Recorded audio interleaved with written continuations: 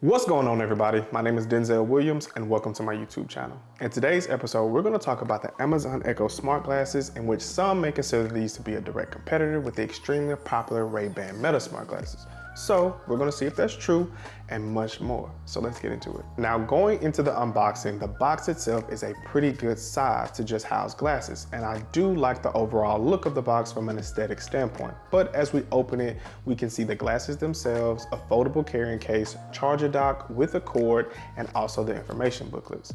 Now, as we take a closer look into the glasses design, they do not feature a built-in camera, so in passing they look like regular glasses, which I think some people may like more in comparison to the Ray-Ban Meta glasses, which, as we all know, feature a built-in camera on the frames. So for me, I went with a more simple style, which kind of mimics my regular everyday glasses, but they do have a nice selection of frames to pick from, which includes black rectangle, which are the ones I have on currently, black square, blue round, brown cat eye, gray rectangle, and the Carrera frames, which is more of the luxury frame, as the price point is much steeper based on the other options mentioned previously. But in addition to changing the frames, with either option you pick, you also can change the lens options as well, with each being able to have your prescription added too. The options are blue light, sunglasses, and transition lenses. Just to note, with the transition lenses, that these are only available via prescription only, and there is no option for such without. So for those who would like to use their prescription, you can go to your local eyewear seller, which is based on your zip code that you enter in, or you can use Lensable, in which you ship them the glasses and they will deliver them back to you, and with doing so, you can get a bit of a discount for being an Amazon customer as well. But forewarning, this can become a bit pricey, so just keep that in mind. Checking out the physical buttons located on the glasses, you have a total of 3. There is one large button on the left stem, which Amazon considered this to be 2 buttons instead, but serves as a volume control button, so I can kind of see their point, but I'm gonna count it as 1.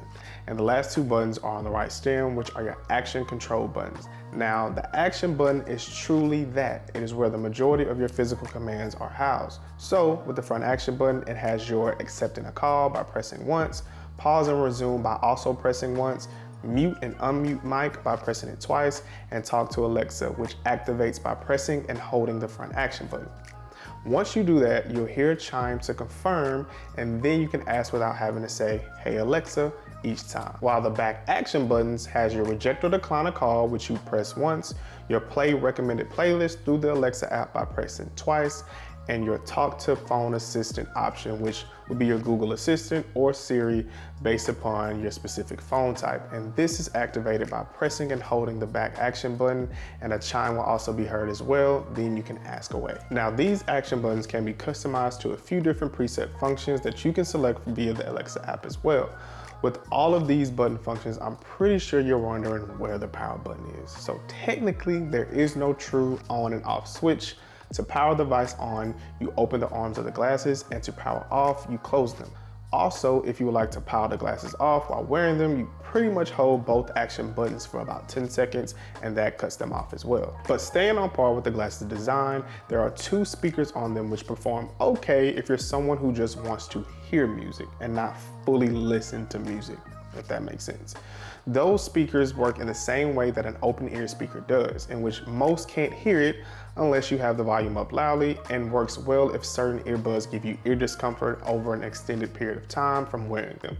On top of that, there are 4 mics split into 2, which are located near each temple to help allow for clear audio when talking on the phone and in non-noisy environments. Now, the glasses come with a foldable carrying case, in which its only function is to house the glasses for travel.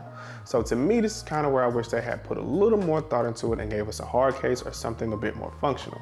But when it comes to charging the glasses themselves, as stated earlier, they come with a charging stand and a USB-C charging cord. But unfortunately, there is no wall block, but I'm pretty sure you have a few lying around the house, so not really a big deal, I say.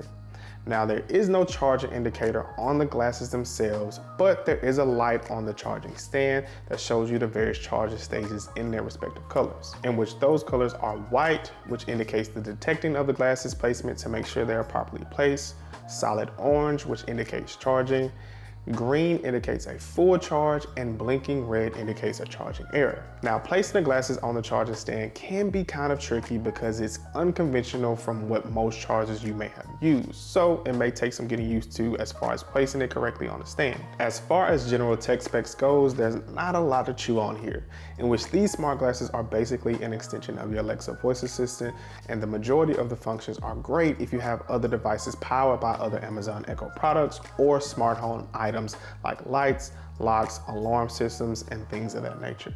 But for those who may do more shopping online with Amazon or create lists and reminders via the Alexa app and don't want to necessarily use your phone, these could be a viable option for you, as you can pair them up with two devices, which can be a laptop as well.